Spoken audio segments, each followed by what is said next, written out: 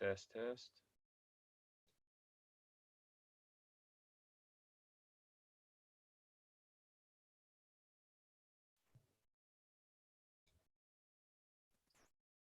Hello, Break. Hey, can you hear me? Yeah, I can hear you pretty well. Awesome. All right, so let's start in 10 minutes. Yep. All right. Everything is. See you later then. Hello, Break. Hey, can you hear me? All right, I'm gonna mute. I'll be back in a moment.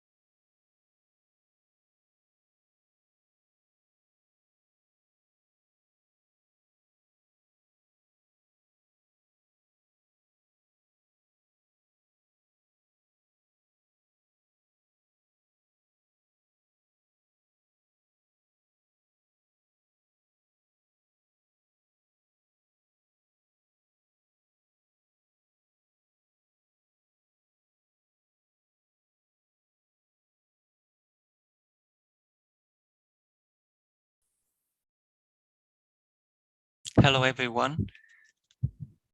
Hello, Hello. Thomas. Can you hear me? Yes, I can hear you very well. How are you doing? Yeah, no, I'm doing great. And how are you? So, I'm pretty good. yeah. What is your time zone over there? It's a GMT plus you and 8 a.m. in the morning. Yeah. So I drink coffee and talk about GameFi. Is it perfect? All right. So we're gonna wait for another guest from Sure. the hero. He will be joining pretty soon. Lucky you, it's 1 a.m. for me, so Oh, I'm ready to go to bed. Where's that? So the western side or Central time zone. Central time zone? US, Okay. yeah, US, Southern US. Which part of US you are? I'm in Alabama. Alabama. Okay, that's good. Yep. We have another guest Roll from Tide. That's all you Germany. got to know. All you got to know about Alabama, you just say Roll Tide and you're good. So. Yeah, I was there sometime. So so I know San Diego and New York and some part from airplane city, Poland. Well, cool. I actually lived in San Diego for 7 years. So. Oh, okay. Wow. So you were in what's that? The Wonderland Park. What's that? What's it the name in English? I just forget it. In nearby LA. I'm not sure.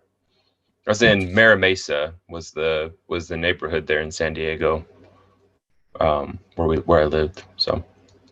Okay. This is when I was little. Most of my time's been in Alabama. Okay. Or across the world. I've been over on the other side of the world a bit too. So.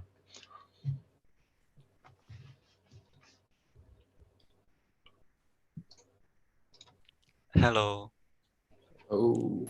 Hello, everyone. How are you guys doing? Hello, Nicholas. Hello. Yes. This is Thomas. This is Nicholas from Mix Marvel. Hey, Nicholas. Hello, everyone. All right. So shall we start our AMA? I'm good to go. All yeah, right. me too. I'm good from his side as well. Okay, welcome to 49 Blog video panel. And this time we have invited Nicholas, the head of the Hero Marketing, Global Marketing, Jailbreak Community Manager of Zoo Crypto World, and Thomas, the CEO of Legend of Fantasy World.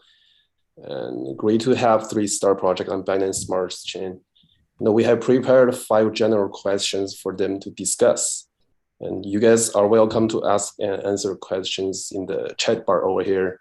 And we'll pick some of the at the end of the session. And the ones whose question got picked will get airdrops from either of the project.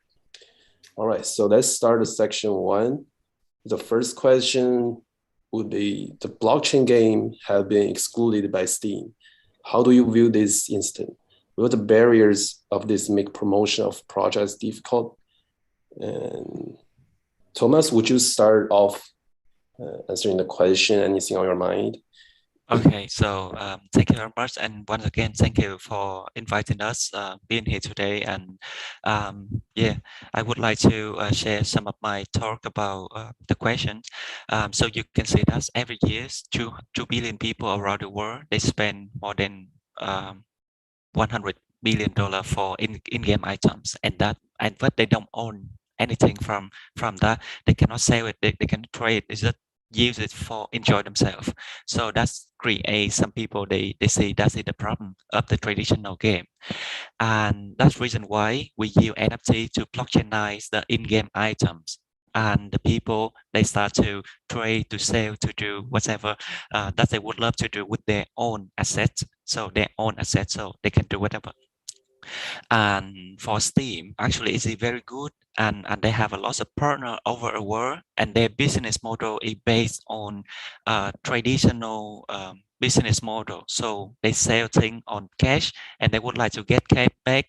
They don't want to, when they blockchainize people, they can trade, they can sell, so it can affect to their business model. And I think it's nothing wrong with Steam, but you can see in the recent days, do you know Animal Front? Yeah, Animal Front. Recently, they rise successfully, more than 60, I think 63 millions from the valuation of 2.2 billions, and a lot of like Uniswap or lots of big game factories or producer invest something on them. So I mean, it will be a fight between the traditional game and blockchain game in the future. But it's in own way good. Like that's when we have competitor and we try our best to create the best technology, and also we create the best user experience. Yeah, it's always good when we have competitor, and I mean we are just the starting point of the blockchain the game, and a lot of amazing things ahead. So you can see Ace Infinity, they developed in only I believe less than they started in 2018, and they build their own second layers, and so you can see now their valuation is very high, and it's amazing. So that's a bomb, and they said that we should start the blockchain game from now, yeah, to protect the rights of the player or the gamer. Yeah, that's my view. And what do you think, John? May I know your name? Break, Mr. Break. Yeah, Jay. Nice and easy, Jay. Yeah, Yeah. So, when I thought about this question, I look back in my experience and the businesses I've seen come and go. And the first one that came to mind, and if you're not in the US, and I don't know how big Blockbuster was where you're at, or if it was anything, but it was a video rental store. Growing up as a teenager, we'd go down to the video rental store and we would buy, or we'd rent a DVD or a VHS, and we'd go bring it home, watch a movie, right? Along comes Netflix. They start mailing out VHS, DVDs to people. And then they continued to grow in an intuitive way. And then we have streaming that came along, so you could stream Netflix movies. Well, Blockbuster's gone. There's no such thing as Blockbuster anymore. And they were a huge public company in the US. And I look at this in a similar way, in that this technology is coming that gives gamers the rights to the assets that they're earning with their time. And if these companies don't, at the end of the day, if they don't give way to this, they may go the way of Blockbuster, which does open up opportunity for people like us, who are forward thinking. I know Zoo Crypto World, the parent company, Singularity Studio, and one of the primary objectives that we have in Singularity Studio is to create something like a Steam or an Epic Games or a Blizzard for blockchain gaming. So that's my thoughts on it. I honestly don't see it as something that's going to be a detriment to gaming in general.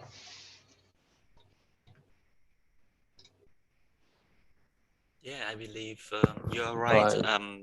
From time to time, the technology transform, and then the behavior of the people transform as well. So the people, when I were in elementary school, I go to I used to play video game by plug the card onto the machine and play, and then we play internet game, like online game. And now the people talk about the online game. Oh, I mean, they buy a lot of PlayStation and play at home as well. It depends on the style, but now the blockchain can come, and I believe it's gonna be big in very near future. I agree. Hello, Nicholas. What do you think of this question? Yes, I also did a small research on this, and then I see that actually Steam added this to a list that is called "What Should Not Be Published on Steam," and then so they're not willing actually to publish games with assets that can have real life value or real world value, and then also the CEO of Epic's Tim Sweeney, he came out and said that they welcome games that make use of blockchain tech, provided that they follow the relevant laws, disclose their items, and are age-rated by an appropriate group, and etc. So for me, what is clear here is that we obviously are all blockchain games believers. And seeing this actually, for me, I would think that because the blockchain games are actually developing a lot and in a very rapid speed, so actually big game publishers can no longer underestimate the potential that blockchain games have. However, it is also very difficult for them as very big companies to regulate this kind of publishment. So we can see this actually across the world a lot.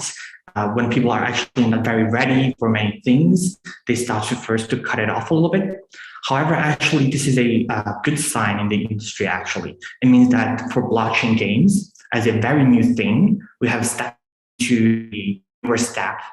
And then I also believe that actually for us, this would not be a very difficult thing that actually prevents us from all our promotions, because we can see that there are a lot of people and a lot of projects that are publishing blockchain native games that are all that can be viewable on all the wallets browsers and etc. And also with the Bitcoin trends, a lot of people are entering the blockchain world also. So I believe that this will not actually stop us from further promoting blockchain games and also developing into a more mature stage with our current rapid expansion and improvement in the industry.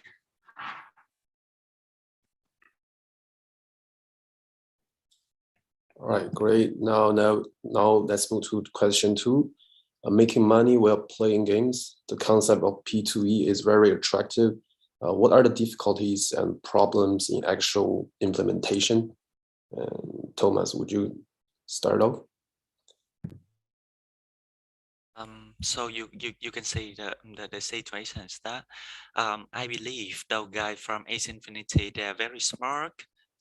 In order to ask the people to buy and play, is it better from a point of view? Is it better to play the traditional game? Is it no reason to invest on something just for fun and have no benefit from that? So you can say now on Steam they can play so many game, the online game. There's so many fantastic games, so they can enjoy it a lot. So from a point of view, if play to earn doesn't appear from the first minutes, then nobody of blockchain game, nobody gonna play it. I believe people don't play for fun. And that's in a very smart way. He create a mechanism, demand and supply. And then those people have demand will buy something from the people who create like smaller portions. So you can see the business model from Ace Infinity is a hardcore business model, but it's run by themselves. So and then a lot of people can earn, can play, and they earn something in game, and that's items they can transfer to cryptocurrency, or they can convert to cryptocurrency, and it's make lots of people from developing country, they can make they can make cryptocurrency for themselves, and it's a fantastic mechanism. I believe without that it doesn't work, and and maybe GameFi will be delayed for many years, or yeah, I believe so. As I said, play to earn emerged from the beginning, and we should keep this trend for the next few years. When we convert the traditional gamer, go into blockchain, become a blockchain gamer, So they know the way how to control the assets on cold wallets. They know the way how to trade, how to sell, how to buy, how to trade their NFT assets. Then it like gradually increase from time to time. Yeah. But at the beginning, play to earn is much for to be survived. Also, blockchain game should do something like that. What do you think, Jake and Nicholas? Yeah, I mean, I definitely think entertainment value needs to play a factor. And I know I've been in the NFT gaming arena for probably about, I don't know, since about April this year.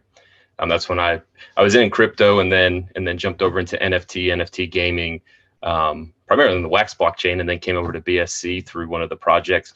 But something that you see a lot of are I don't know if you want to categorize it as a pump and dump, but more or less people get super excited, right? Oh, this game's going to be awesome, or the returns are going to be amazing, this and that. And you see a token take off or a project take off, market cap explodes. And then 2 weeks later, everybody's mad, right? The whole community and in the different social media, whether it's Telegram or Discord or wherever, it's a riot. So there's definitely some issues that have to be overcome. There's not a golden ticket out there for everybody right this instant. There has to be that entertainment value that gets built in. There has to be a reason that people want to supply your project, my project, whoever's project with their time. Their time is their resource that we're trying to buy, because then we can market that time, right? So you need that. You need your NFTs. If you're using NFT in your game, you need your NFTs to have a collectability factor to them. You want people to want that NFT, to not want to sell it and cash out to a different crypto or cash out to fiat. You want them to see value in that today. And hey, what can this be? A year from now? What can this be 5 years from now? Could this be like CryptoPunks, where all of a sudden you're trading something for $2 million? So you've got to be able to sell and to show that vision of, hey, this is where we're going with our project or with our projects. You also need some outside revenue coming in. You take some of the earnings that you get and invest them elsewhere, and bring some of the money back from different areas in the blockchain, or even in the real world. Bring some money, some revenue in that way to give back to your communities. And show people that, hey, my token today, we're trading at 60 cents. My token today at 60 cents. I mean, that's a heck of a deal. In my mind, that's a heck of a deal. We're sitting at a $8.5 million market cap. Well, hell, we could easily be a $250 million market cap within a year. And so you just got to be able to pitch that vision and show, hey, this is where we're going. And I think if you're able to do that as a project, you're going to be successful. And then you bring in the entertainment value, you bring in real life gaming, you bring in, we're bringing in talent from companies like Blizzard, companies like Tencent, to, where they've actually created, whether it's a pay to win or just a straight up, pay $30 and you've got an awesome game. So that's kind of our goal and our strategy, and where we want to go with it. And I think you need it to survive, in the long run. Sure, definitely. So you can see that Ultra, they are not news. So Ultra, they build their own platform and for the gamer, and they try to make something like Steam, but for the blockchain space. They started the project in, I believe, in 2018 at the same time with AC as well. But now they still somewhere to find their way, because they developed the technology at the same time. But AC, they did it in a very smart way to play to earn, and then he attract a lot of people, attract a user, and then he have more capability to develop the own technology. So yeah, but Jake, awesome.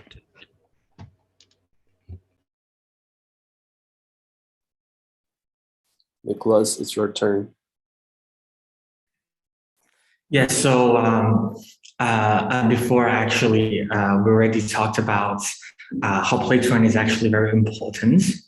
And especially because with the current blockchain industry's audiences, everyone are actually more like investors, and they would love to be incentivized and more.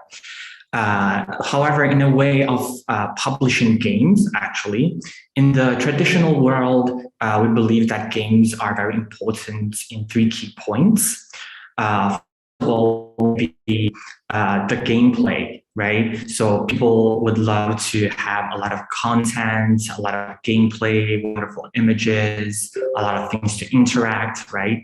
And then especially very important for blockchain games as well, and also in traditional games, is the ecosystem that is within the game, how every number and value circulates, and etc. However, actually, that is harder to do in the blockchain world, right? Because the economy is no longer limited within one single game. All the assets actually can circulate around the whole world. And then the third of all for us would be to constantly upgrade and then give a lot of boosts to the users. So also previously we've mentioned that there are like two quite hot points. First of all is to get people inside of the blockchain gaming world. That is also something that we're trying to solve to make it easier for people to come in and yes, basically that. So for us, another very hot thing to be implemented is actually to have an infrastructure that can sustain the development or support the development of more complex games, right? For example, as we know, currently the current blockchain cannot support, for example, large-scale MMOs or etc. It is actually also an infrastructure problem. So we're also looking for solutions that can help us to do it. And the Heroes Incubator mixed model also incubated another project that is called Rangers Protocol. That is a high performance blockchain. And then the Hero later on will also be implemented with them to provide better TPS and more support for the blockchain and for the app. So I believe we need to work on all these things. And yeah, thank you very much. Thank you, Nicholas. So question number 3. AXX has led to the fire of blockchain games. There are currently more than 160 game projects on Binance Merchant. And what are your characteristics, the competitive advantages? Let's start off by Thomas, then Break, and then Nicholas. Okay, thank you. So do you hear me? Okay, now it's good. So you can see that right after the bomb of AC Infinity, they talked a lot, and right after that, lots of blockchain game. You can see a lot of project, and as you said, 160 projects on this space already. I believe it's gonna be more and more in the coming years. And is it bad or not? Is it extremely fantastic? We can see the transformation from the traditional game to the blockchain game. And actually, our main competitor is traditional game, and all the blockchain game they are on friend. We share our same vision to encourage the people to immigrate from the traditional game to blockchain game. Reason why here they own NFT as a key to play the game, and also it didn't accept. They can keep it forever, like forever on their life. So the blockchain NFT they can see it on the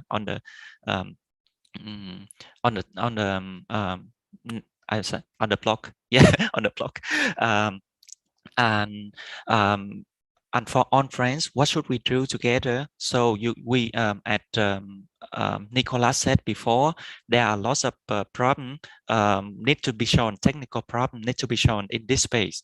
The first thing is like the transaction fee. So on Ethereum, the transaction fee is very expensive, and on other network, the transaction speed is higher and transaction fee lower. But the problem is how the people now start to talk about the cross chains and also the cross NFT character between games and games. So that's the reason why we encourage the traditional game transfer to blockchain game. And if you go into our game, you can see many games. And we not only provide one game, but we provide many games. And also our partners, if they want, they can collaborate with us, and we are open to collaborate with all the blockchain game project over the world in order to be the survival. if we are not survival, then because you can see that on statistics, more than for the blockchain projects, more than 80% of project is a scammer, are scammer. And actually, in order to partnership with other blockchain game projects, to be sure we are on done the right things, to tell people over the world, hey, blockchain game is nothing wrong. It's the way for you to own your own assets, and you can earn valuable items at an NFT form. And also we partner with good projects in order to be big together, and we shown the technical problems such as the second layer, the third layer. Do you know the second layer? So the second layer is something like Polygon. They build on top of Ethereum to save the gas fee. So they said get free. And also Immutable X is a very big. They are behind Illuvium and God Unchained, and they build their own second layers. And recently I met with so many people. They said they would like to build their own second layer as well. So it creates people, they should run very fast, collaborate to each other, to have each other, to share the technology, to be the survival in this space. Otherwise, traditional game will be bigger and bigger, and then blockchain game will dead end, I would say, because the infrastructure is one of the most important. And if we don't work together, it will be we will delay the transformation process. Yeah, that's it. A little bit about my vision. And what do you think, Jay and Nicholas? Yeah, so I'll keep this answer somewhat short and sweet. So the characteristics and competitive advantages that I see us having, first of all, is talent. Bringing in the right talent, the minds that can work on that infrastructure, the minds that can pump to my own horn, but the minds that can manage a community and create a positive atmosphere there, the minds that can manage and direct the project at the highest levels, that have been in traditional gaming or traditional companies elsewhere, the economist. So just bringing in that talent, so it's not just a one-man show, somebody just, again, doing a pump and dump or whatever. Communication, I believe that we've got great communication. I'm outward facing with our community daily. It's, I've actually transitioned this to be what I'm doing full time, and managing them and listening to their suggestions or their issues that they may come across, and relaying that back to the development team. Relationships, not only with our customers, not only with our players and users, but relationships with people like you guys, relationships with partners out there, with 499 Block and everywhere else. But being a good partner and developing great relationships that we can build off of, to ultimately grow blockchain gaming into something that far surpasses what gaming is, just your traditional gaming is today, which is a hobby, but transition it into something that people can do, full time if they're good at it, if they've got the skills and if they got the means. And we see it a little bit with professional gaming, but bring it more into the masses where this can be something that people do. And I think Axie Infinity's done it great for, for some countries out there. And also, having a project that has a low cost to enter, sure, if you want to be the best, you're going to pay a lot, and that's with anything in life. If you want, everybody likes to say Lambo in the crypto space, but if you want a Lambo, you're going to pay for a Lambo, right? But have a low cost to enter, have that vehicle that somebody can get in and get from point A to point Z reliably. It may not be the prettiest thing out there, but bring those people in as well and have a place for them within our community. And we deliver on that. I mean, somebody can enter into our project on the gaming side for as little as $6, $5 or $6. And for us, again, I've touched on this before, we're about an $8.5 million market cap. We're small. I mean, the opportunity to be in early, that's the big thing in crypto or in business in general. Hey, am I in early? Can I still grow with you guys? And for us, I think that's a huge competitive advantage where we're at now. Is we're still small, we're still early, and we've got a big vision, and I think we've got the minds and the talent and the people in the community to execute on that vision. Nicholas. Hey, so previously from Thomas and from Jay, I believe that I heard two types of, actually two layers of understandings of the characteristics and competitive advantages, one from the project side more, one from the user side more. And then I believe that our solution is more ecosystem-wise. So the Hero is actually published by Mixed Marble, and Mixed Marble started to publish blockchain games since 2018, starting with Hyper Dragons and then going to Hyper Snakes and etc. And then Mixed Marble also had this experience of publishing a lot of successful games besides this. So with this publishing resource and the experience that we have, actually now we already have quite a bit good ranking on BSC. And then we also have some experience in token economy designs and etc.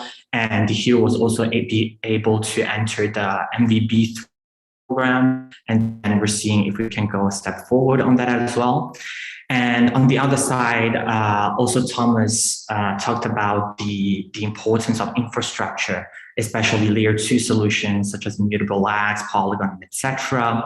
And actually, the Heroes Incubator Mixed Marble is also doing a protocol that is called Rangers Protocol.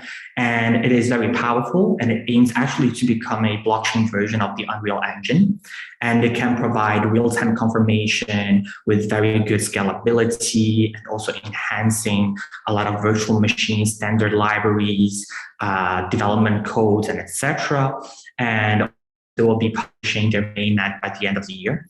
So then later on, the Hero will also be deployed on it to be able actually to add also gameplays, reduce restrictions from the infrastructure, and then make development even more efficient and more. So I believe so from the publishing side, everything is very important to communicate with the communities and etc. And also to find solutions in the infrastructures for us to get more future possibilities. So I believe this comprehensive thought maybe and more years of experience is our competitive advantage in here. Thank you very much. Thanks. And question number 4, one of keys for players to achieve play to earn in the game is to balance the demand for game tokens. What measures do you have to achieve this balance? Okay, thank you for question. So from my point of view, the very fundamental things behind every project, that project should provide the best user experience. And behind the blockchain game, the game should be attractive. The people should enjoy it, and also they have reason to play it at least. And there are two group of people. So you can see I would like to talk. I talk about Asia a lot because I'm from them, and I'm Vietnamese, and I mean I don't live in Vietnam, but I don't live in Vietnam, but I'm Vietnamese, and our studio are from Vietnam, the same city, Ho Chi Minh City. So I'm proud of them. That's really why I talk about them a lot. But you can see they split the I would say customer into two type different customer: the investor and the player. So some investor, they don't play game, and a lot of player, they don't have opportunity to or enough I would say enough token Ethereum to buy some NFT to play. So they combine their two group of people. So I mean they create a wonderful ecosystem for all the people can involve in the ecosystem. So in order to maintain or to balance them, we should ensure the project should deliver a good products, and that product should attractive and lots of people they enjoy it. And the second things, we should control very well the way supply and demand. So we always encourage the people to play. And you can see in the real world, for the traditional game, they do a lot of discount, a lot of advertisement. So that's the reason why I said to share the vision with other projects, to work together, to do promotion, cross promotion, and also to share the infrastructure. It is very important to to be the survival. And then we have it order to deliver good projects and also good user experience. Don't let them fear. They buy something on NFT and on the next day the game disappear, and it's not that nice. And in short, I would say supply and demand is something very important to maintain the token price. If we can do it very well, we can build a community, build a so I talk around. So I would like to in short, right? There are two things: NFT holder and token holder. We should create the user base, and the user base is big, then you have nothing to worry about the price anymore. What the only thing what we should focus on is to create a wonderful game and deliver what we promise. We promise to community we have this one, then we should deliver this one. If we cannot do it, nobody trusts, and then they can go to other game to play. Yeah. So and remember that there are lots of competitors. If somebody cannot keep their work, they lose their community. Yeah. Thank you. Yeah. So that's it. My comment. Yeah. Yeah, definitely. Great points you made. So for us, the measures that we've taken to achieve this balance, and I guess I'll go back to, kind of something that I hit on earlier. I'm gonna, and my mind's going on me a little bit early or a little bit late, however you want to look at it, 1:30 in the morning. Is bringing the vision of where your project's going, both with your fungible tokens and your non-fungible tokens. You've got to pitch that vision, and then, like Thomas said, you've got to execute. You've got to follow through with the vision that you're telling people, hey, here's where we're going with this. And if you can do that, and if you can keep people from, hey, I'm in this, and every time I earn, we've got, for instance, a key token that opens a gotcha chest, which then delivers an NFT, which is a proof of asset to stake and to earn zoo or to go combat PvE, PvP. So it's a nice little ecosystem in and of itself. But if you can get somebody to go open that chest versus, hey, every time I earn a key in the liquidity pool, or if I'm doing PvE and PvP and I win a key, or if I join JBreck's Twitch stream and I win a key there, am I going to open a chest or am I going to sell that key, cash it out for Ethereum or BNB or fiat or whatever? So you've got to be able to get that vision and where you want to go and the roadmap that you have laid out, so the users take advantage of, again, in my mind, a great opportunity to grow with the project. And if you can do that as a project, you'll be successful. If you follow through, as Thomas said, if you execute and you follow through with what you're doing, and you provide a great product at the end of the day. Nicholas. Yes. So actually, this question is still about tokenomics.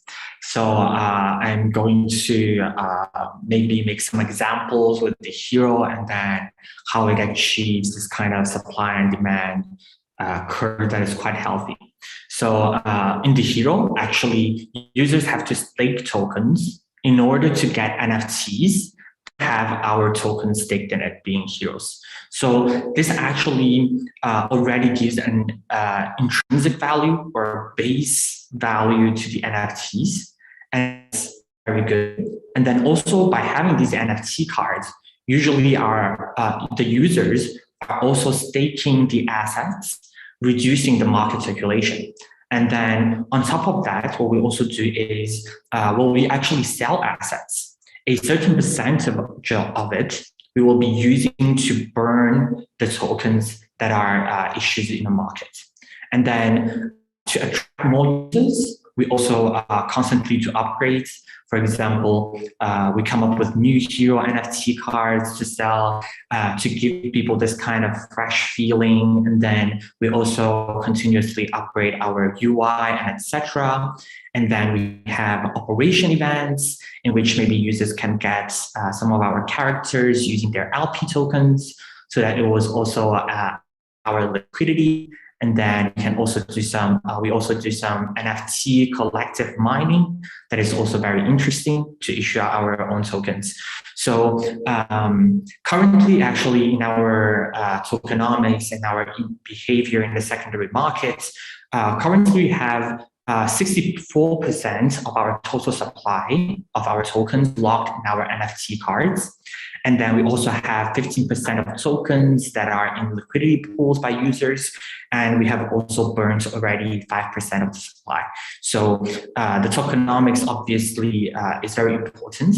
And I also very much like the thought that Thomas also just previously mentioned, which is together around all the believers, have a very healthy roadmap, and then really stick to it and then deliver in order to make people that believe that your project has a very long future. And that is actually the best way to attract more users and continuously have a very good token fund. Right now, I have the last question of the day. How is NFT used in your games, and how do you balance gameplay and profitability?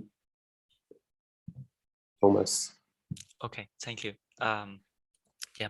Thank you for I totally agree with Jay and Nicholas from their comments. Coming to the NFT, so I would like to talk about a little bit wider than just in our game. So you can see that the people, they use NFT for what? For the blockchain game. The first, they use for NFT in-game items, and also the people start to talk about the meta keys. Do you know the meta key project, Jay and Nicholas? The meta keys is when you own an NFT, you can go to play whatever game that you want, like a key to access on so many games. Yes, and that's a meta key. So and also the people talk about the NFT 2.0. 2.0 is to prove the ownership and the original ownership, and also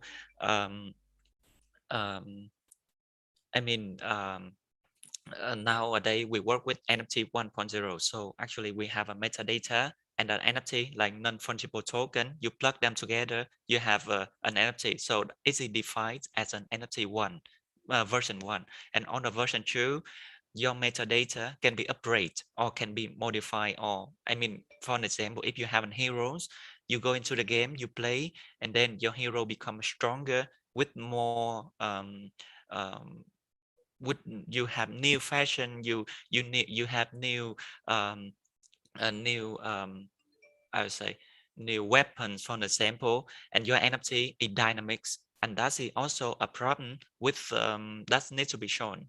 And also you can see the renting for NFT renting is an important function as well. So for example, do you know YJJ? Say that one. No, why? YJJ. Guild game. Okay. Yes.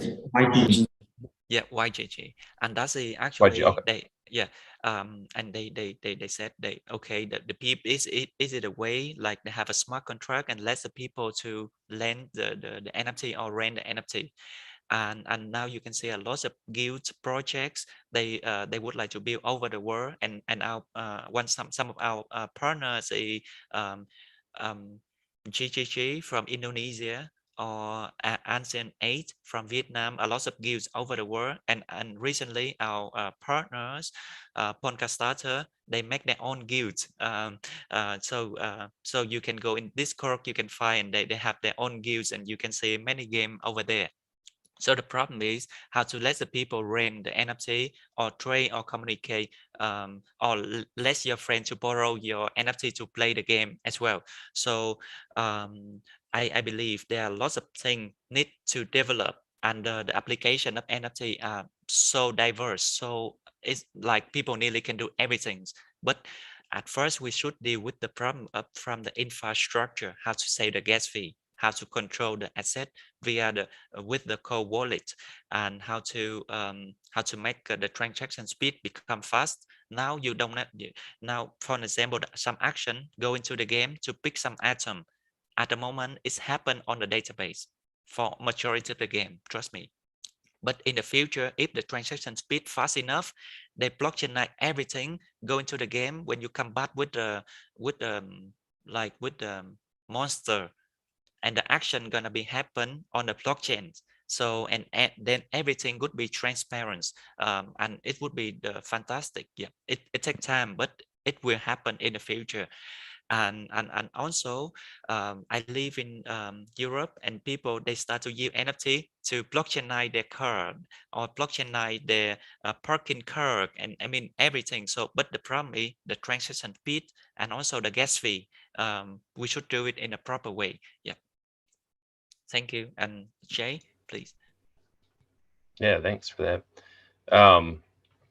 So NFTs in Zoo Crypto world currently allow, it's kind of the doors into the game side of the system, and then also we use our NFTs as a proof of asset in order to stake to earn the Zoo cryptocurrency, which is our main fungible token. So with an NFT, we have mutable stats on two of the rarities, the two top rarities, which are epic and legendary. You're able to level those up through burning of lesser NFTs, and then also at certain levels you burn in epics and legendaries as well. So you're able to grow your NFT. I think our top, like if you want to have a level 30, which is our top NFT, and very few of them exist, it takes 24 of the same legendary NFT to create one level 30. And then there's, you know, a progress path along the way where you're burning the lesser rarities into it. So they're used to grow what we call combat power, and also hash power. Hash power is going to be in the mining camp. Combat power is going to be what we use in our PvE and PvP game modes. Currently, we have another set of NFTs coming in. We did a Binance drop, and then also an in-app drop for artifacts, which will be combat power specific enhancers. And these will all play into the PvP, PvE side of things, so the actual gamification side of things. And I think overall that gives a pretty, you know, NFTs at the end of the day for us are collectibles. There's a little game in and of itself. You know, if you love leaderboard games, there's a little game in and of itself as, you know, how high can I get my NFT?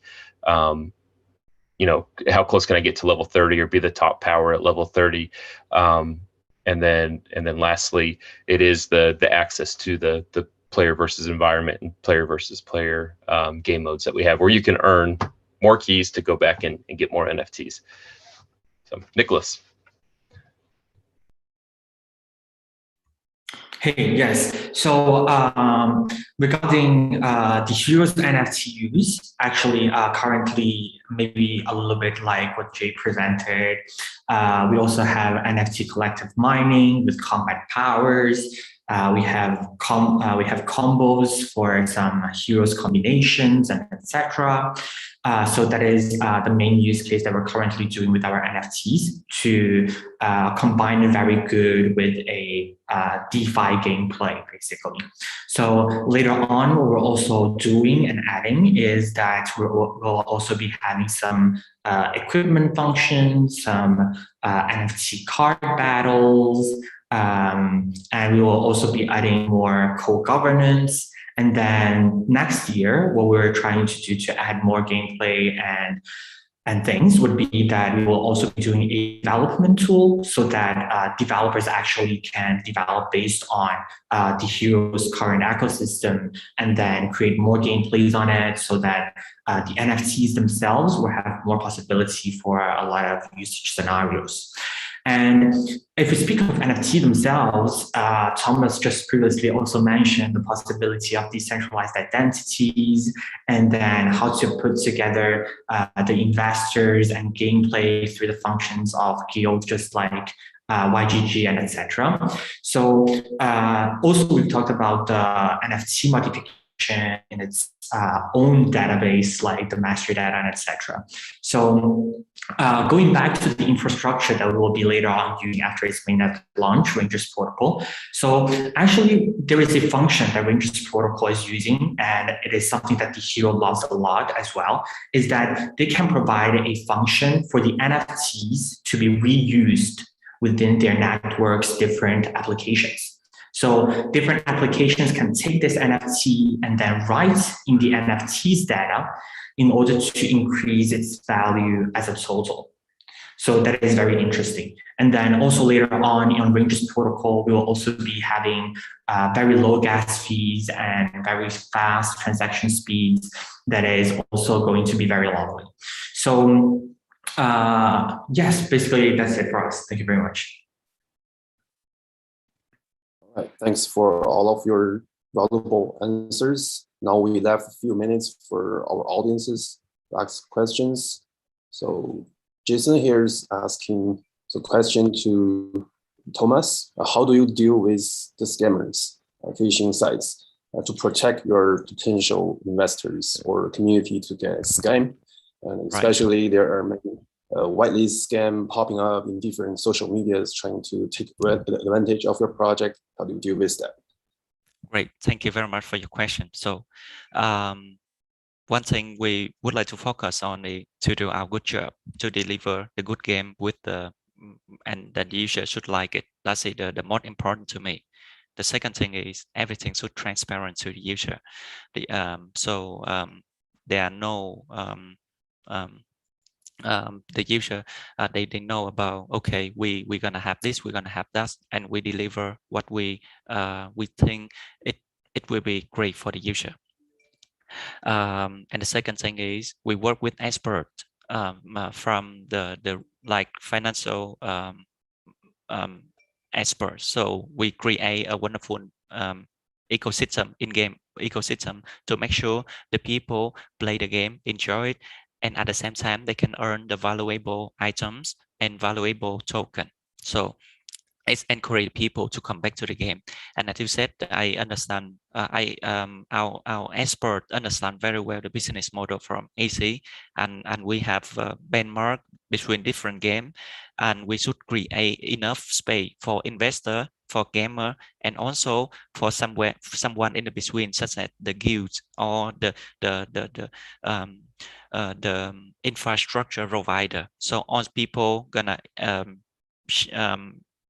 share the vision to enjoy the blockchainized game. And for the community perk, we do have a partnership with our job is deliver the game, right? But you can see a lot of guilds project, they would like to work with community, and we start gradually collaborate with different guilds over the world, such as YGG.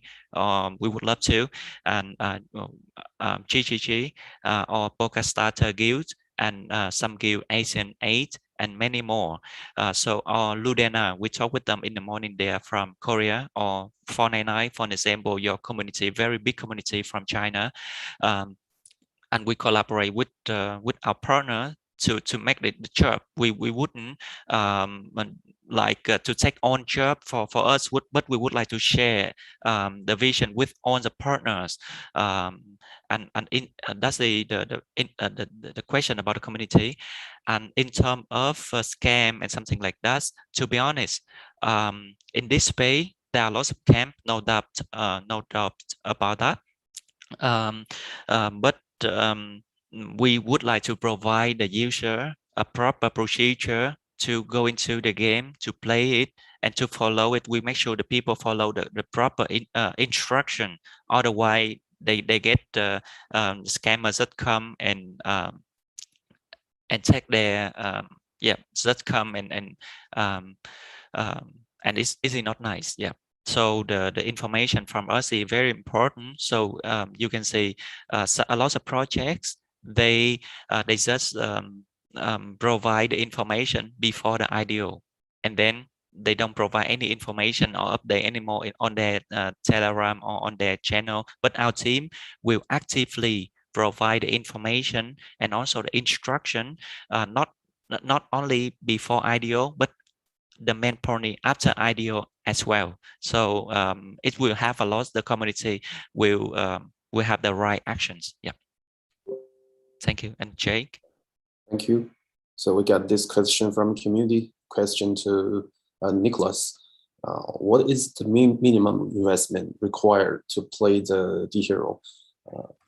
Like XZ is too expensive to play. We need a lot of money to play. So is it the same case of the hero? What is the minimum and maximum money you can invest in the game? So actually with the hero, it really depends on the users themselves, because previously also Jay mentioned that it is very important to give users a path from them to get from point A to Z, no matter what stage they get into the game. So basically users can just stake their familiar tokens on BSC and on our applications to get their NFT cards. And then after they get these cards, they can stake them and get to collect mining to get our governance token, which is called Heroes. So there is a lot to explore, and it is also a very early stage to get into the game right now. So also we see that many users that have different habits or have different experience, like to experience our game into different loops. So for example, some like to play with our tokens more, some like to play with our NFTs more. They all have their different strategies regarding within the game. So you can just maybe try on YouTube and then see some advices from some influencers about the hero, and then get in and experience and then find what you see fit is most for you. So you can start with a very low amount, and you can also see if you would like to do otherwise. Thank you. All right, thank you. And we have Anthony here asking a question for Jaybreak. How will you deal with people who are just taking advantage of a high value token, then when a value drop, then they stop playing? How do you deal with this situation? Oh, you just got to provide functionality for the token. I mean, at the end of the day, it goes back to what I've been, kind of the tone message of what I've been saying is we have a vision of what our token is, what it can do, and where we're going with it, as far as the value that we feel like is going to be placed in it. And when something's confirmed, we try our best to go out there and to let the community know, hey, this is what's going on. This is why it's going to have value. This is potentially why you want to hold on to it versus selling it. And for anybody that's holding it, it doesn't really matter what the value is today, right? I mean, if you believe in the project and where it's going, if it's 30 cents, if it's 60 cents, if it's $5, does it really matter? No, I mean, it's maybe bragging rights, but past that, not really. What matters is when you want to go to sell it. So usually questions like that, that's how I pitch it. I was like, well, I mean, if all you're doing is wanting to sell it, I don't know if my vision's coming across to you. That I'm preaching and that I'm out there talking about. So then I go backwards from there and try to instill that vision into them. So that's my answer to you. Hopefully that lets you know. I mean, functionality, from more of a functional standpoint, just adding more features.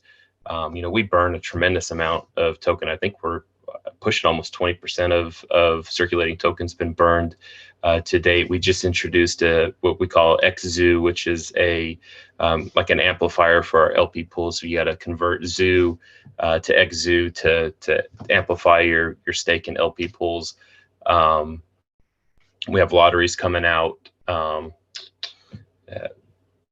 we have combination of cards come in, which goes into the leveling system, which I won't get into that, which will cost not only the NFTs, but will cost some zoo to do it.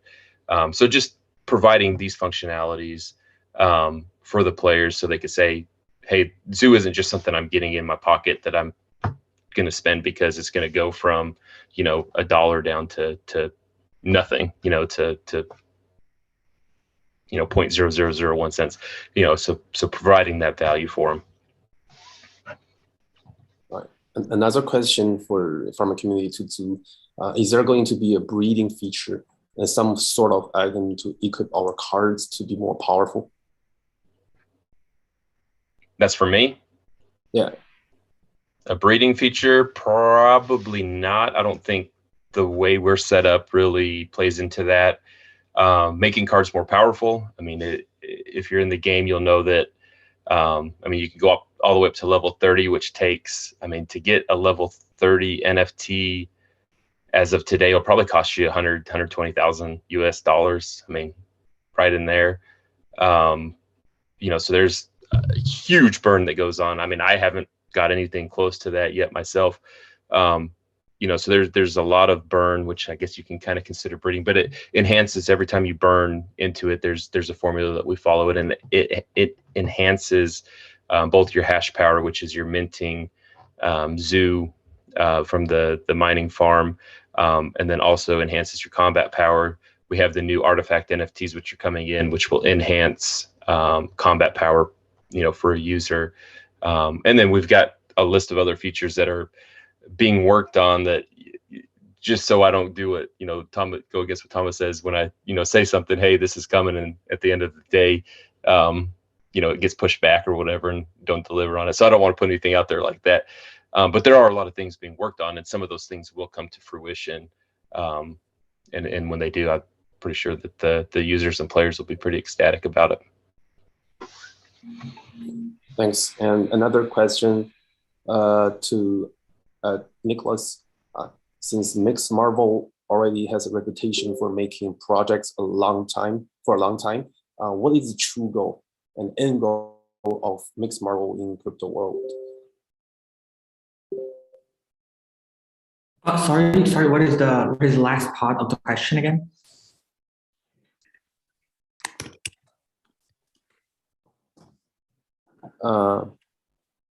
Since Mixed Marvel has a reputation for making projects for a long time, what is your goal, your end goal of Mixed Marvel in crypto world?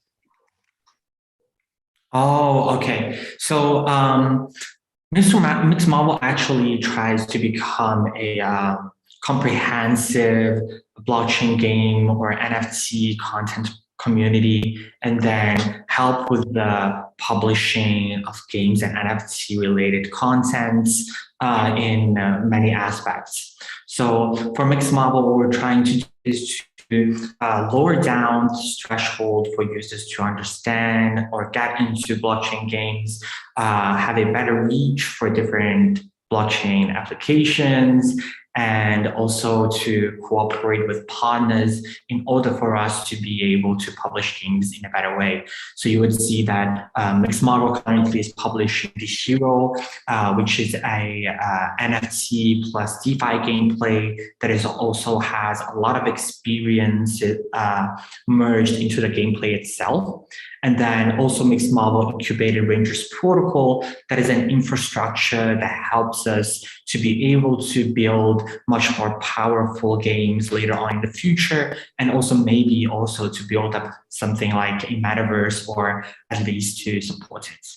So we have a lot planned ahead for Mixed Marvel, and then you can feel free to subscribe us on Twitter and then to see all our latest updates.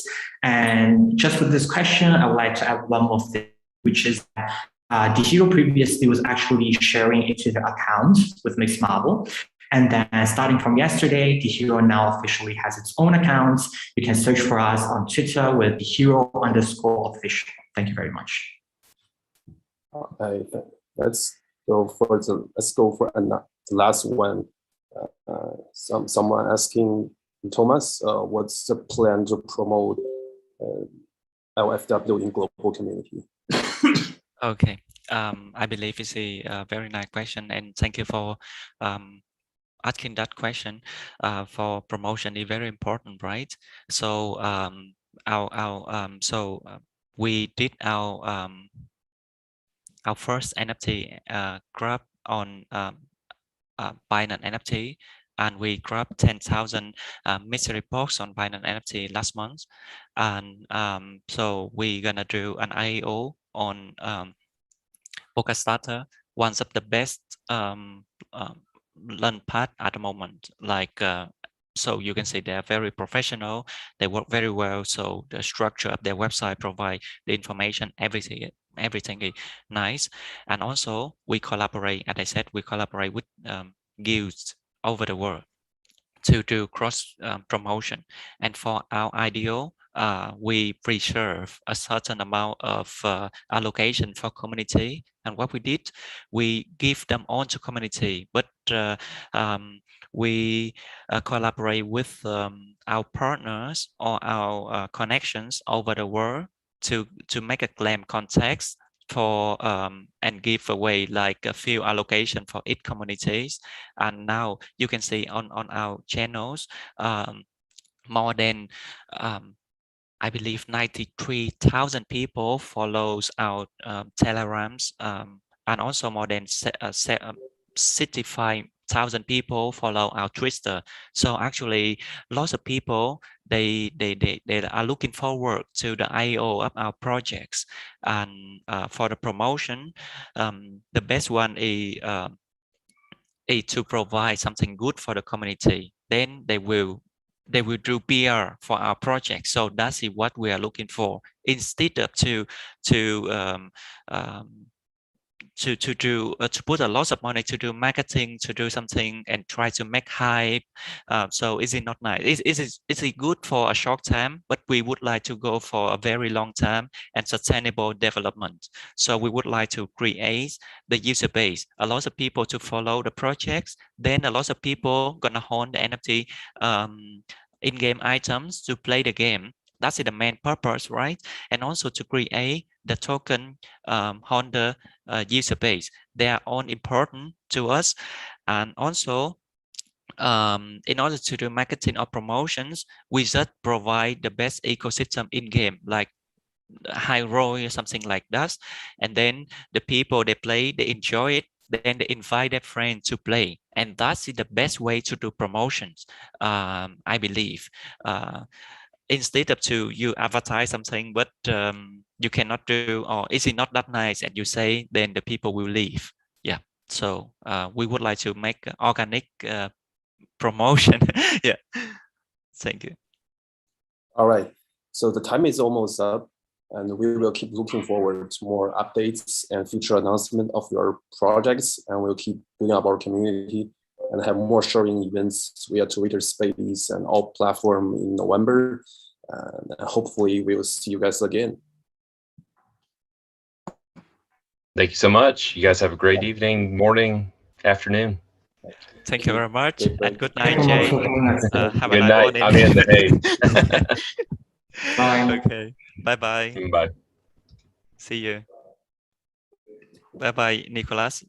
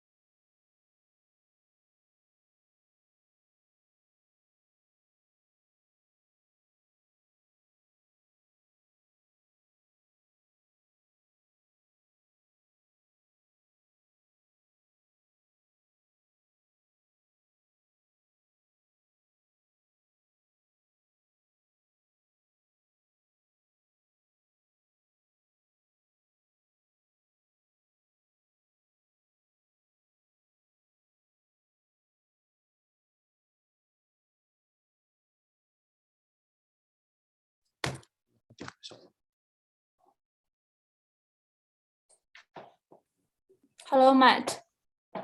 Hi, Diamond. How are you? Yeah, I'm good. How are you? Fine. Hello. Hello, this is Michael. Hey, Michael. Yeah, so we're gonna start at We can start now. so we can start now, all right? Yeah, everything's fine. I'm ready. Let's do it. Okay, so today we invite O3 Labs communication director Matt Powers. So Matt, can you introduce yourself first? Yeah, absolutely. I'm Matt Powers. From the USA. Before working for O3 Labs, I worked in communications at a big software company in the US. That was about 2017, and that was when I discovered Bitcoin. And I started talking to like all the software engineers I knew at the company, and they weren't thinking too much about how Bitcoin could disrupt the industry, like especially not the big financial like fintech industry.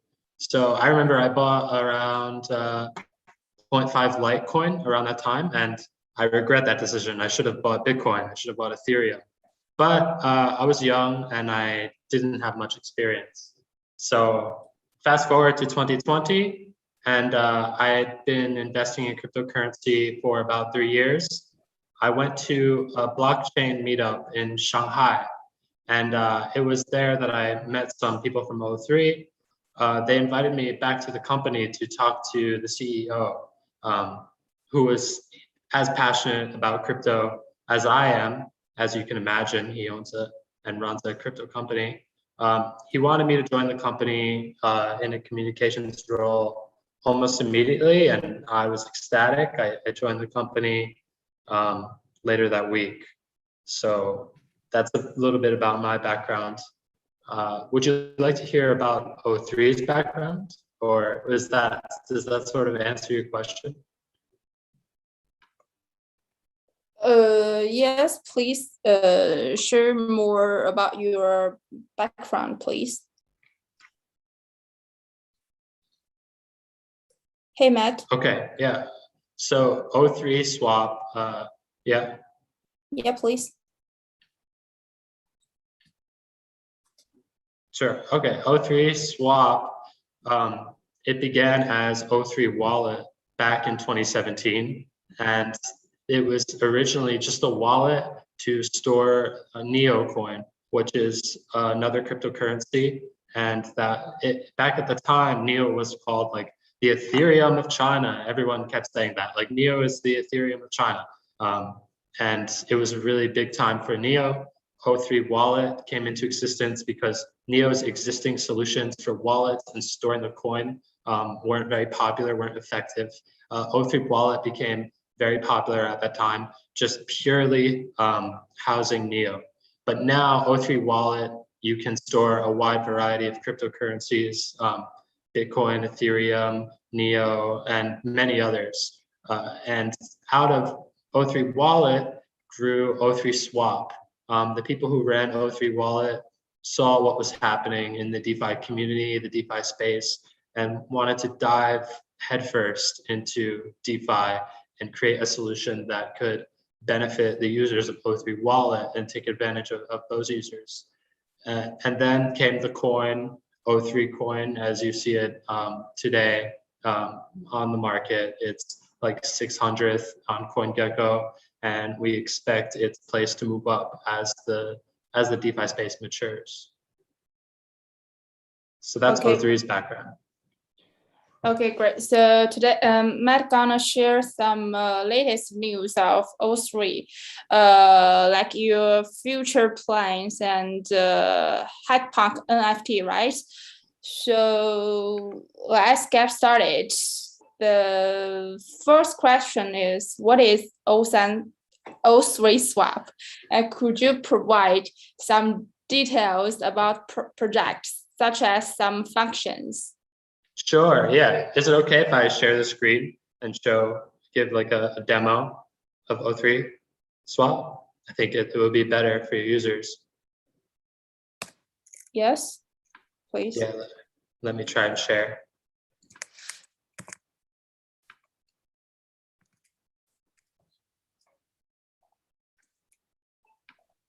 Yeah, you just have to give me the ability. I don't know how. You're the host, so.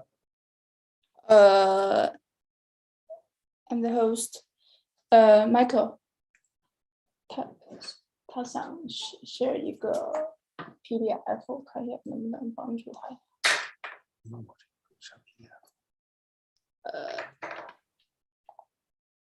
So let me check.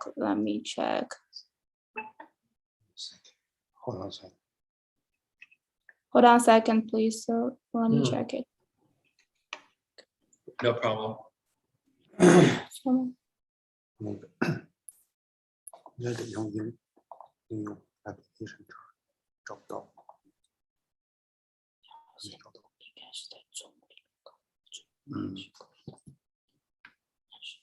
Yeah, we haven't implemented this feature in Zoom yet. Hold on, let me look it up. How to share your screen on Zoom? How to Share screen. How about the share screen over here? I don't know how to use it. Oh, Share screen. And you can share. You click share screen. Maybe you can share PDF. No, it says it's disabled. Oh, So you guys just have to enable it. okay. Could you share your PDF to Diamond, and we'll try to open it up. No, it's not a PDF. I'm going to share the site like O3 Swap. So site. It's a site. Okay, you send the site address here. okay, Or chat over chat. sure.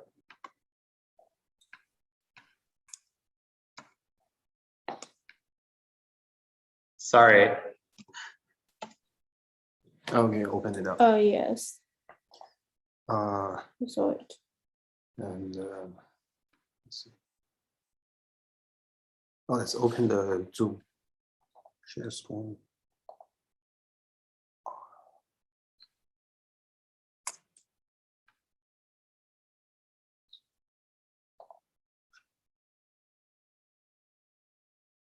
Here. Share. Yeah, so this is it. This is O3 Swap's platform. Yes, great. O3swap.com. As you can see, written in bold on the front, it says like cross-chain aggregation protocol. So that's essentially what O3 Swap is. It crosses the chains and connects the various DEXs or decentralized exchanges that are on the Ethereum blockchain, Polygon blockchain, Heco blockchain, Arbitrum, and even the Neo blockchain.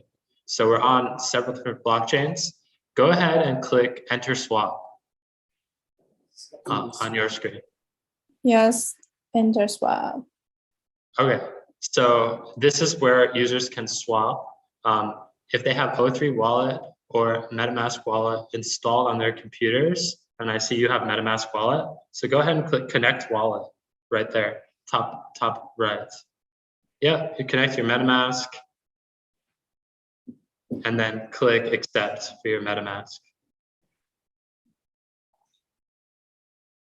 Right, connected. You maybe don't have the O3 wallet, so if you just want to download it, they can download it. All right, click the X here in the middle, in the center. Oh. No, go back to the O3 Swap site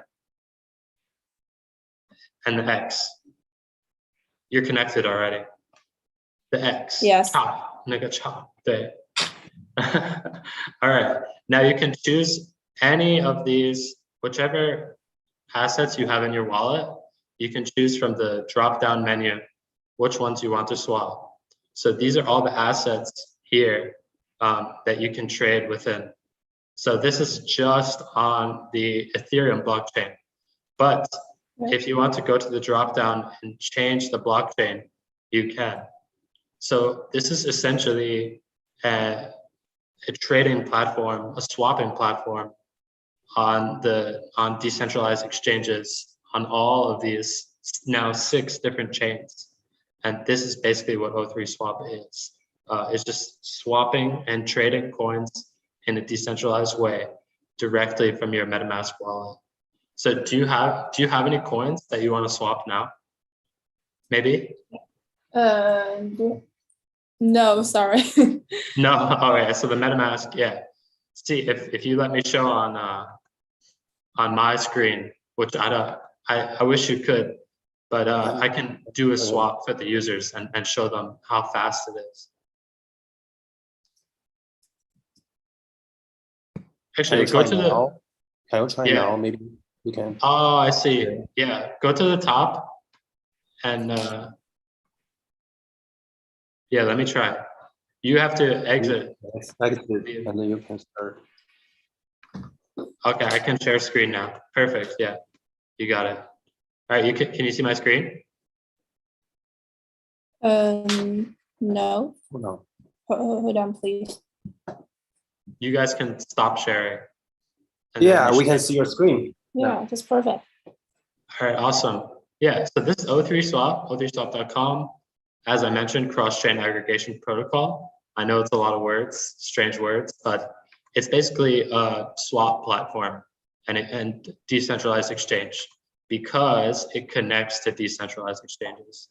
So if I want to do a swap, I connected my wallet here, connect my MetaMask wallet on the Binance Smart Chain, already connected. And I have some O3 here.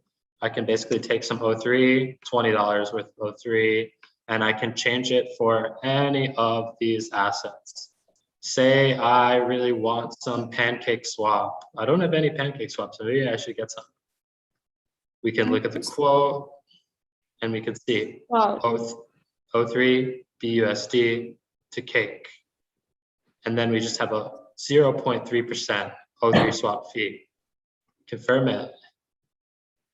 Waiting for confirmation. MetaMask will ask if you want to do it. Just tell them you do because it's useful. And then this will be done in about a few minutes. Success already. I already got the cake.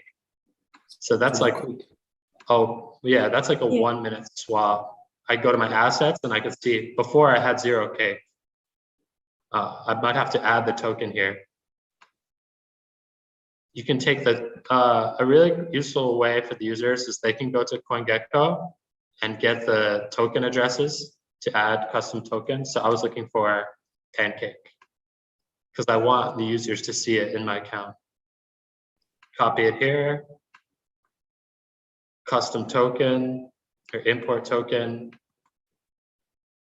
get the token address. And here it is, Cake showing up. Can import it to my MetaMask.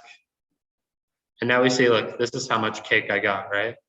The 0.99. Yeah, this is really fast. And I like your design, the UI design. Thank you. Yeah, it's got a good UI, right? It's easy to use. It's easy to use. That's, yeah, thank you. That's just one example of all the different swaps that you can do. We've got Hecko Chain, Polygon Chain, Arbitrum, and even Neo.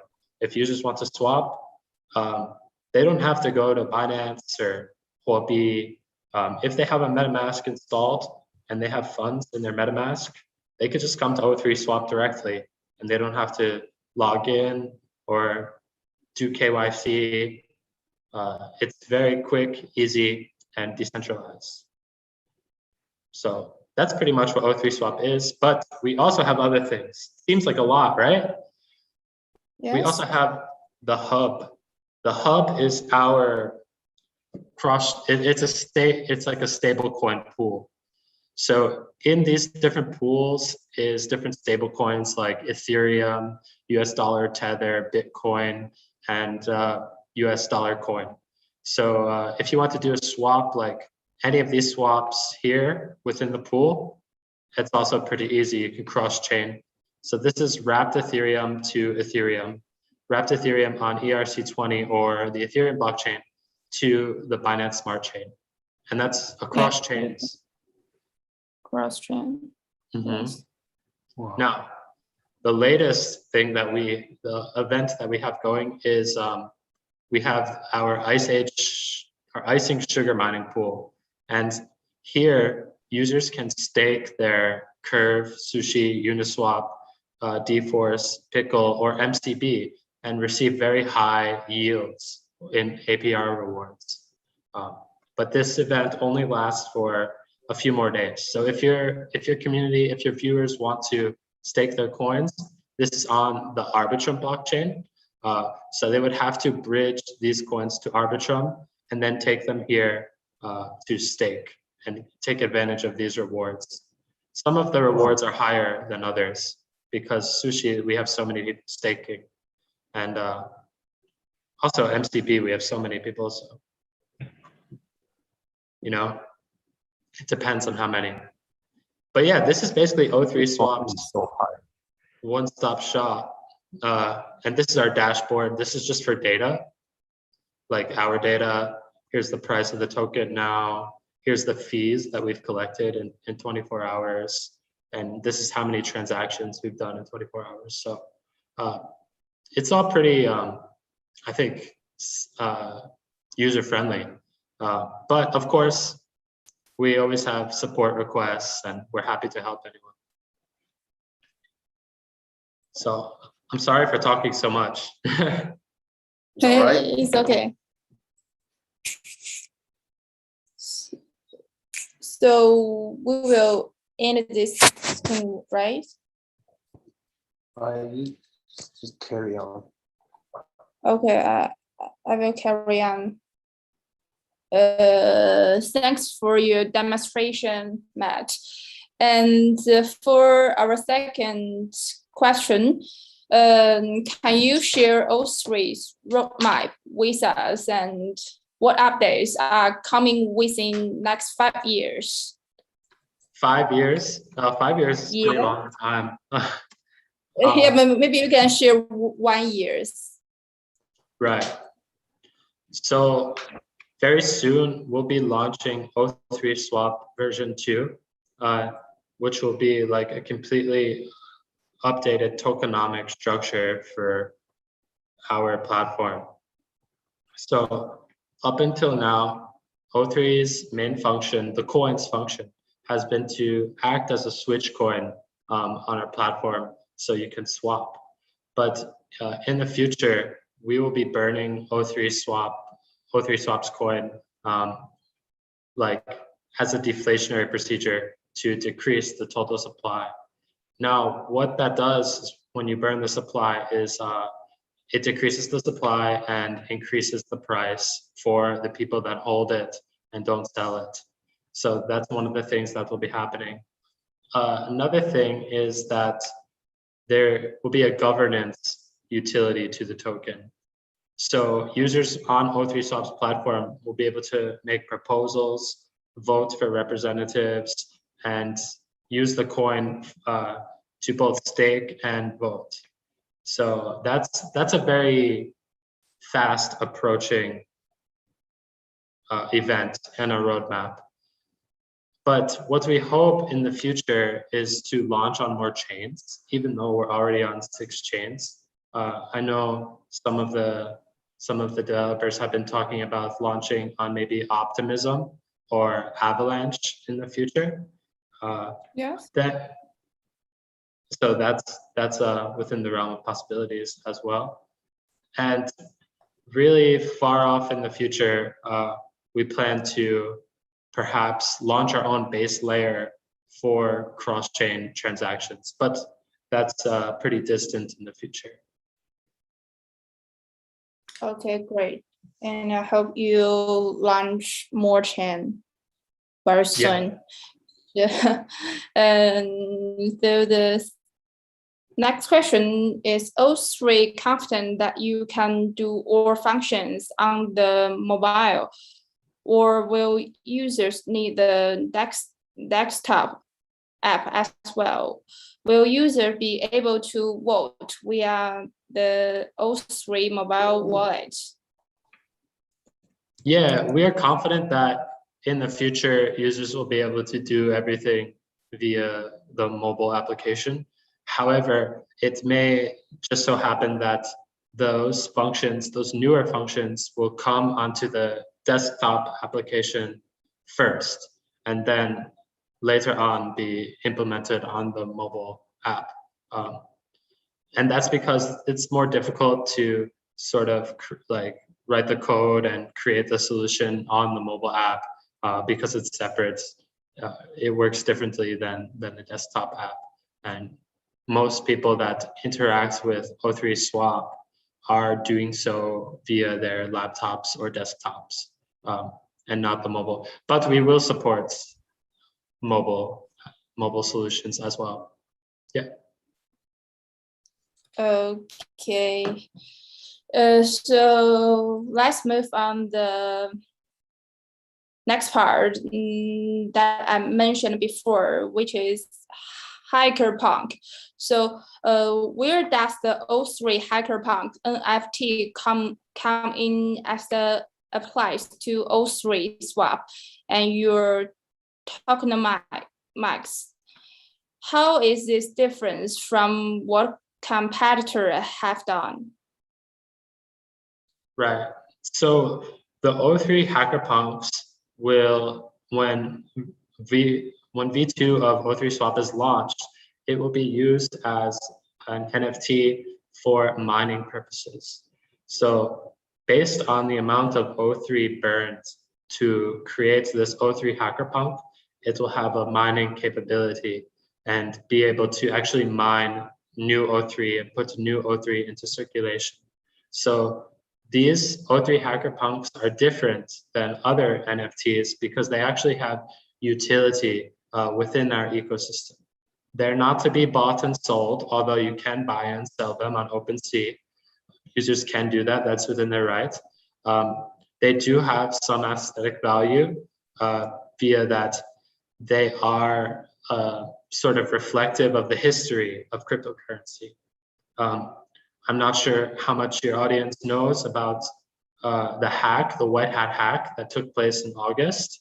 But there was a hack, and the hacker took hundreds of millions of dollars from the Poly network, which is one of our partners. And he actually returned all of the money. Now, why would a hacker do that, right? It doesn't quite make sense. He has all of this money. He has no incentive really to give it back.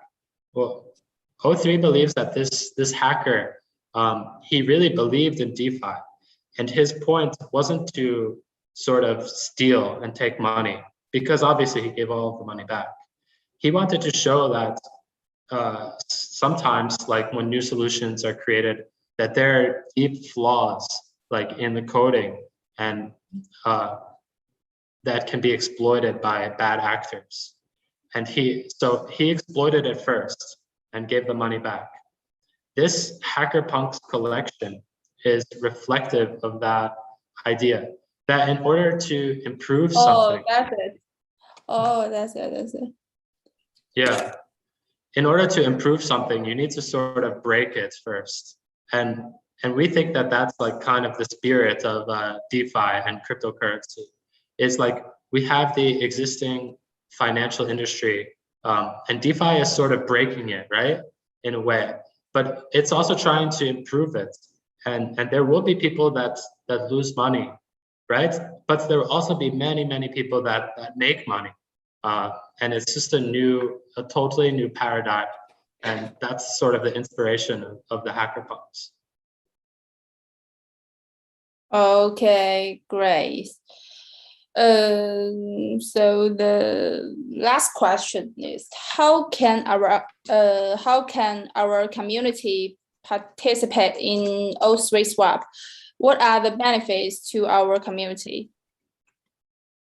Right. So obviously, anyone with a MetaMask or the O3 wallet application can participate in O3 Swap. I just showed you guys how. So that's one way. You guys can also follow us on Twitter at O3 Labs.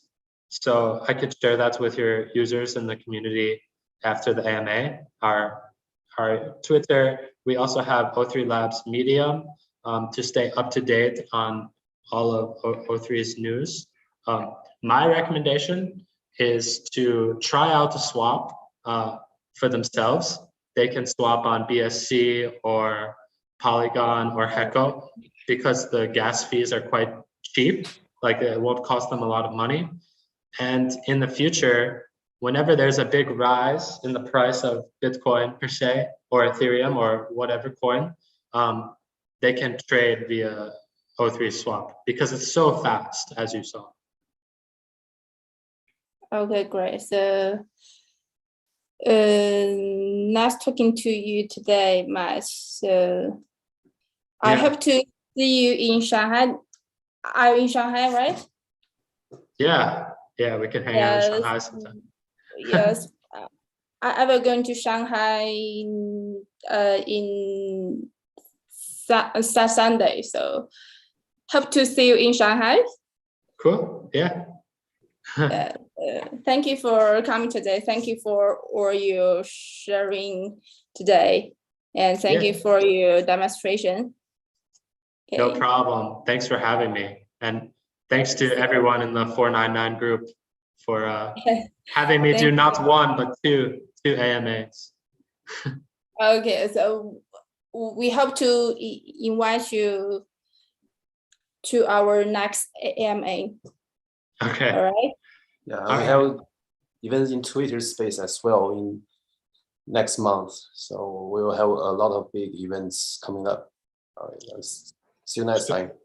All right, see you next time. After version 2 of O3 Swap is released, we can do another AMA. Okay, great. Okay, right. see you, Matt. Okay, see you. Bye-bye.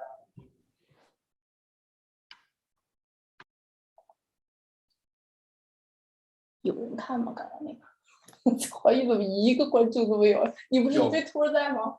你走的截图不是，没有一个问题啊！今天聊天好有问题，哪有问题？那个 YouTube 里上面有问题。哪儿啊，哥？没看到啊！而且主要是这两个海报分成两个海报，这两个节目分成两个海报，一个人都没有。我还本来想抽一些观众，我最怕空气突然安静，你知道吧？有啥情况？你这 YouTube 有几个人看啊？我看看啊，因为这 Matt 他脸好小，显得我脸好大，我跟他同框。是因为你往后面坐一坐呀，你傻乎乎的就往前凑。真的吗？对，没准他给自己。他脸好小啊！离太近了，你看。他脸都那种作起来那种感觉。你看这好多问题。我怎么没看见？你刚才没有问。我没看见在哪？刚才我应该你一下结束了，我就感觉你们好快啊！你们这不是在哪儿显示？我这没有啊。不是在这儿显示，在 YouTube 显示。你得打开 YouTube 才行，你知道吗？在这儿呢。哎呀，你得 Q 我一下。对，因为这次就试验一下，他也没交钱，知道吧？不用给他好好弄。哎 ，Michael， 这还有你的粉丝。对啊，这都是我托儿啊，这都我看都啥问题啊！我操，这好尴尬，怎么办？哦，好关，你没关是吧？那关了。